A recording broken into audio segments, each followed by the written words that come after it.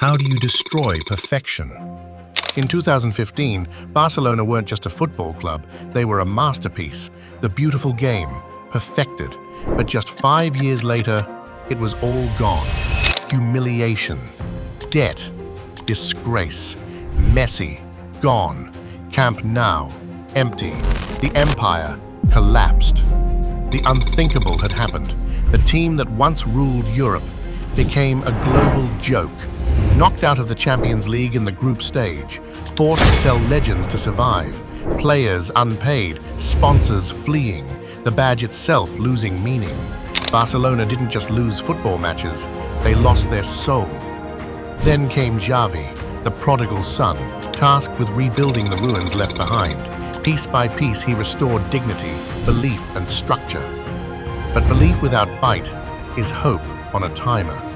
And that timer hit zero when the man who once put 8 past Barcelona walked through their doors.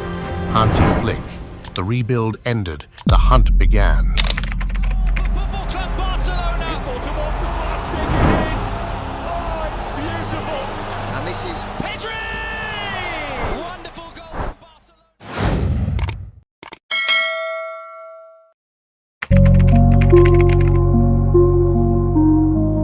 At the start of the 2018-19 season, Lionel Messi stood before a sold-out Camp Nou, smiling, confident, and full of belief.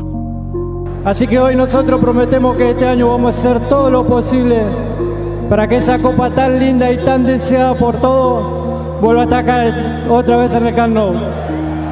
The crowd erupted, the words of their captain, a promise, a prophecy. But that night, nobody knew it would be the start of a tragedy, because that Champions League dream would become their curse. First came Roma, a 4-1 first leg lead, gone, defeat from nowhere. Then came Anfield, 3-0 up from the first leg, and they still lost. Liverpool 3-0. Corner taken quickly, Origi! The goal that shattered belief itself, and then Lisbon. Bayern Munich 8, Barcelona 2, the darkest night in club history. In 2 years, the promise to bring back the Champions League had turned into a nightmare no one could wake from. Every collapse was a warning, ignored. Every defeat peeled away another layer of invincibility. Barcelona weren't cursed, they were cracking.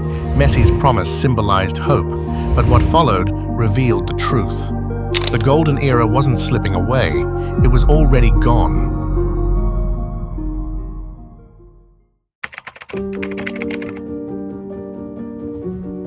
And as the goals dried up, the finances bled out. What was once the world's most admired football institution was now its biggest financial disaster. What really killed Barcelona wasn't just the defeats, it was the debt. While the world was watching Messi, the trophies, the magic, something darker was building behind closed doors. By 2021, Barcelona were drowning in 1.35 billion euros of debt, with nearly 730 million euros due within a single year. Under President Josep Bartomeu, the club abandoned its roots. It stopped building legends and started buying names. Philippe Coutinho, Ousmane Dembele, Antoine Griezmann. 3 players, over 400 million euros spent, none delivering the legacy they were meant to. The wage bill exploded from around 340 million euros in 2017 to nearly 487 million euros just 1 year later. At one point, Barca was spending more on salaries than they were earning in revenue. Even La Liga's own spending cap turned against them. Their salary limit went negative, meaning they legally couldn't register new players. The mismanagement ran deeper than transfers. Executives mortgaged the club's future, trading TV rights, sponsorships, and even the stadium for survival. Barcelona sold 25% of future TV rights just to afford new signings. They called it a financial lever, but it wasn't leverage, it was desperation. UEFA fined them for misreporting profits.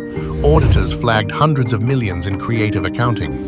And La Liga slashed their wage cap again, from 671 million euros to just 204 million euros. The house of cards had collapsed, and the boardroom that once defined excellence had turned into football's biggest cautionary tale.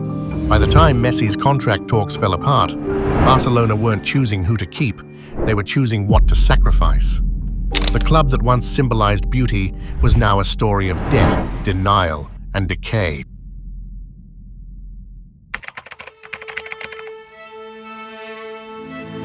Messi's breaking point wasn't a spontaneous crisis. It was the moment the club failed him. Behind closed doors, there was real hope.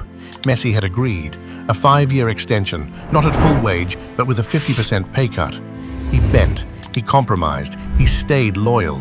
But Barcelona's real enemy wasn't Messi's demands. It was its own balance sheet. The club's wage-to-revenue ratio had soared to 110%. Even with Messi taking a huge cut, signing him under La Liga's strict financial limits was impossible. The club publicly cited financial and structural obstacles as their reason. But the whispers inside the halls told a darker story. Boardroom inaction, delayed decisions by Laporta, a club pretending to fight while knowing it couldn't win. When Messi gave his farewell, his words echoed betrayal. "I don't know if the club did all they could. I did everything I could to stay." That wasn't the end of a contract. It was the fracture of trust. Messi didn't walk away because he gave up. He left because the club gave up on him first.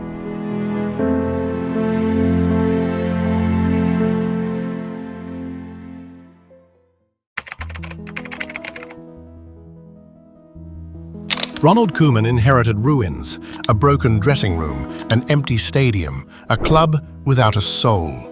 He was never meant to start a new era. He was there to stop the bleeding. No financial stability, no plan. Just the impossible task of keeping Barcelona alive. He trusted La Masia. He gave chances to kids like Pedri and Gavi. He told the truth, brutally, sometimes painfully. But honesty can't heal a wound this deep, and each defeat reminded fans just how far they'd fallen. The slide became a freefall, a 1-0 loss at Rayo Vallecano, the 4th defeat in 6, and the board ended the experiment the same night. Laporta had never been fully convinced. The marriage of convenience was over. Every game felt heavier, every press conference is colder. Koeman wasn't the problem, he was the man caught in the wreckage. The first to feel the full weight of Barcelona's sins. By the time he left, Barca was still standing, barely. But even in the ruins, small sparks had started to glow. Pedri, Gavi, the next generation, not ready, but willing.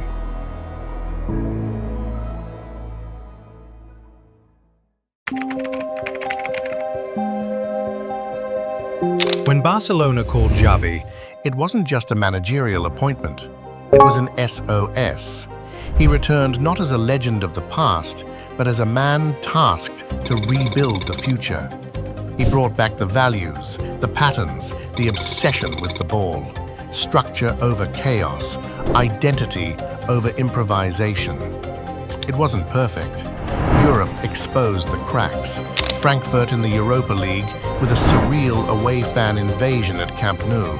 Then a year later, Bayern and Inter sent Barca back to the Europa League before Manchester United knocked them out again.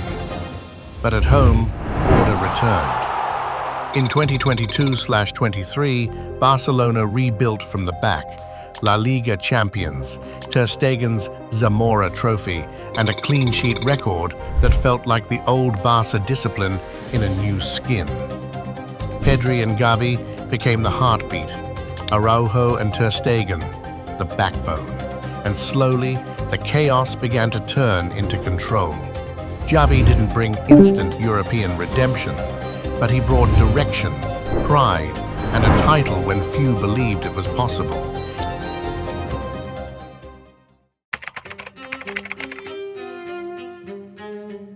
However, the toll mounted. The defeats felt heavier.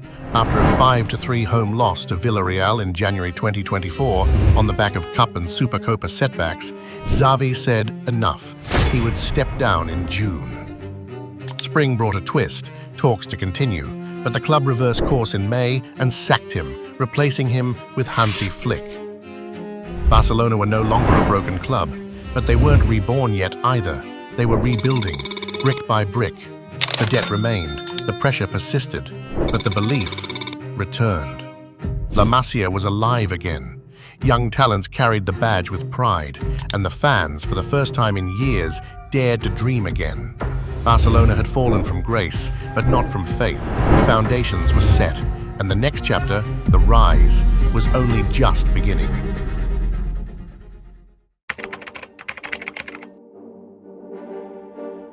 When Hansi Flick came home to Barcelona, the spotlight hit him before he even stepped onto turf. The hot seat had been waiting. He knew that the fight wouldn't just be on the pitch. It would be in headlines, boardrooms, and back channels. He didn't just take over a team, he inherited a narrative. His first move? Demand players who fit his idea of Barca, not celebrities, pieces. Flick didn't chase superstars, he built a system. Every signing had purpose, not prestige. Joan Garcia arrived quietly, a goalkeeper chosen for reliability over reputation. Dani Olmo returned to Catalonia, not for headlines, but to bring creativity back to the midfield. Rooney Bargi, just 18, became a calculated risk, raw talent, hand-picked to grow beside Yamal. And perhaps the most surprising move of all, Marcus Rashford, joining on loan, a statement that even fallen stars could be rebuilt in the right environment. No panic buys, no vanity projects, just functionality. It was the opposite of Barcelona's past, a club finally learning to spend less and think more. Flick's greatest signing, though, might not have cost €1. Belief.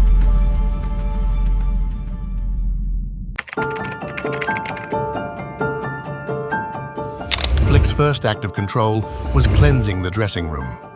Out went the players who no longer fit the plan. Julian Araujo sold to Bournemouth, Inigo Martinez off to Al Nassr. Pablo Torre moved on for more game time. Ansu Fati's Brighton spell quietly became an ending, not a pause. Flick even green-lit more departures. Oriol Romeo, Inaki Peña, and others marked for sale. But when offers came for Araujo and Christensen, he said no. Core stability mattered more than cash. It wasn't sentimentality, it was surgery. Every exit was a statement. Barcelona would no longer carry passengers. What remained was leaner, hungrier, and finally, his.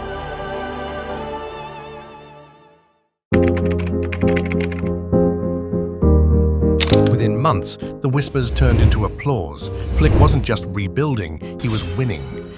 In his first full season, Barcelona reclaimed La Liga, beating Real Madrid home and away, their first double Clásico win in over a decade.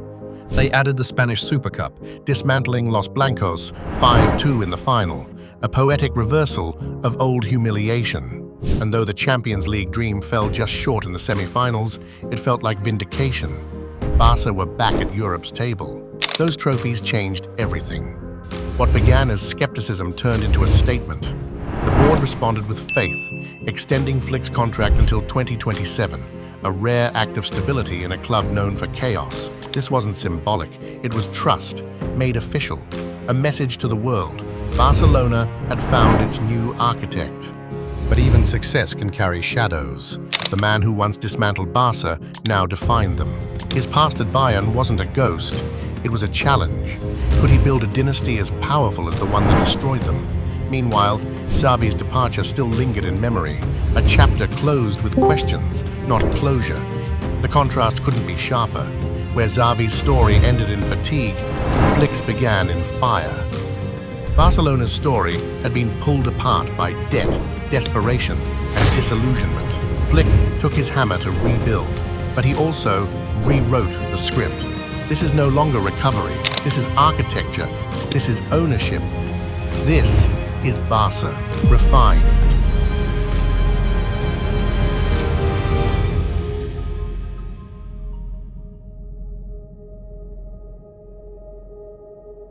Right now, Barcelona stand at the dawn of a new era. The foundation is rebuilt, the talent is rising, and for the first time in years, belief runs deeper than fear. But belief alone won't be enough. The question now is, can they sustain it? Can they turn revival into reign and beauty into dominance once again? Because Barcelona's story has always been more than football. It's a reminder that even the greatest can fall and rise again, stronger than before. If you enjoyed this deep dive into Barcelona's story, check out the other documentaries on my channel. We've covered the rise and fall of football's biggest clubs and players. Don't forget to like this video, subscribe for more, and if you'd like to support the channel even further, consider becoming a member. Every bit of support helps keep these stories alive.